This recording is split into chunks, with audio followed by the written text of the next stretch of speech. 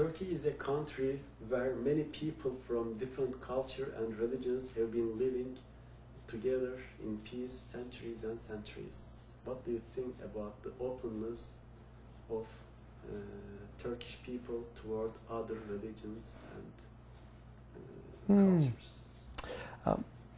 One of the reasons I think of Turkey as a bridge between the East and West is that there is in part a secular government and an Islamic culture, and separating the government and the religion is somewhat similar to the West, and yet there is an Islamic culture to the East that can learn from the example of Turkey.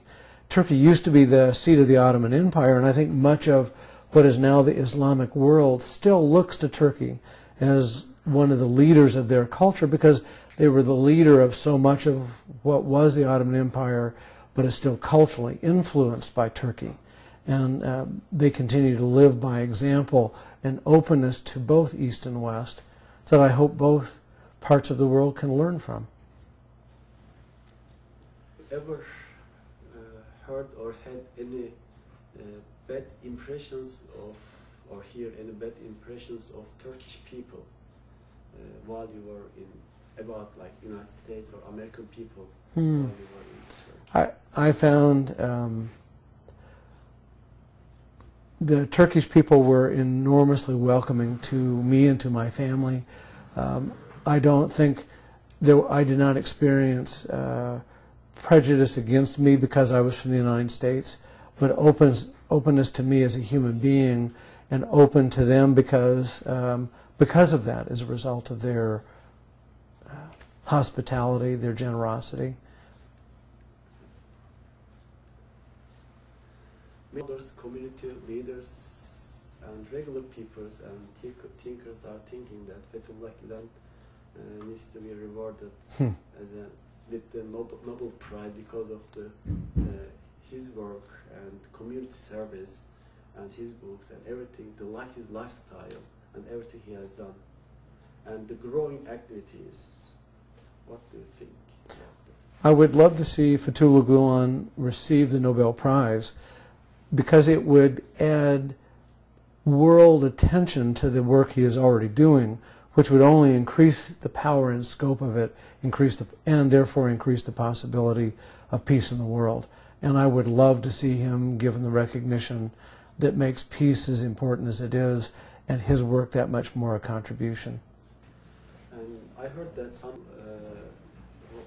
while they are thinking about peace heroes like Gandhi or Martin Luther King and others, they said what makes Fethullah Gulen different than the others is when Martin Luther King died, his movement is ended. Yes. When Gandhi has died, his movement is ended. But it seemed that Fethullah Gulen, when his movement, he started movement, but his movement doesn't depend on him. Yes. What do you think about this? It was when we were over here for breakfast the other day, it was the question I asked your scholar friend, and his answer was, the work is already going on and is so strong, and it's not dependent on Fethullah Gulen any longer, because the work has already been created and the networks of care and education continue to build momentum. The best learning is learning that doesn't require continual reinforcement or direction, but is self-taught. You can teach a dog to sit, but if it doesn't want to sit, it won't. You can teach a horse to jump, but if it doesn't want to jump, it won't. At some point, it has to decide it wants to too. The same is true with human beings.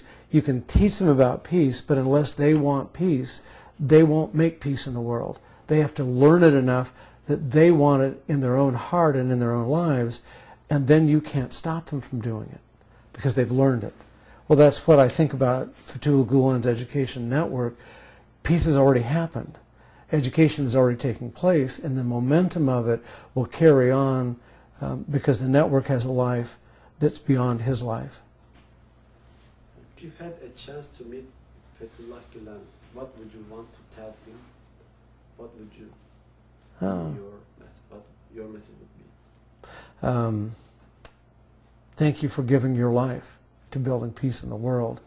I would offer only my blessings and hope for his continued welfare. And this section is going to be about Islam. Islam, what did the word Islam mean to you? The word Islam is about surrender. It means to surrender and to give one's will over to something larger than oneself, to give one's life to God and to good.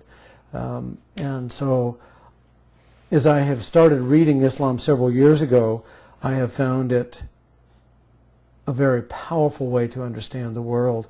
And it is, what Islam has to offer is the very thing the United States needs. The United States has become so concerned with materialism, with goods, with having things, with mere physical beauty in the most trivial sense, that it has lost its soul. On the other hand, Islam, through devotion, through surrender, through service, through almsgiving, through journeying or pilgrimages, knows how to discipline the soul, the will, the heart toward service, toward devotion. Those are values that are increasingly returning to the United States, but I think Islam has a wonderful way of training both the will and generosity. How did you feel when you first heard the azan call for prayer? Well, when I was in Jerusalem, it was the first time, and I thought it was exquisitely beautiful as it rang out across the city, as mosque after mosque called in the air to other mosques. I found it hauntingly beautiful.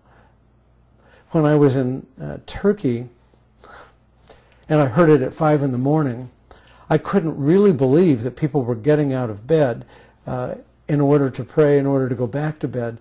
And some people said that they did it less thoroughly than others. But I still found that level of devotion remarkable. So many people praying in Turkey during your trip?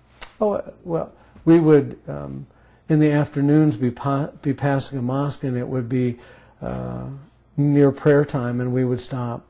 I had the pleasure of going into the mosque, doing the cleansing rituals. I found that the cleansing rituals in the mosque were so beautiful that it brought me to prayer. Although I pray in a different way than those who went in, I still found the process very healing and hopeful.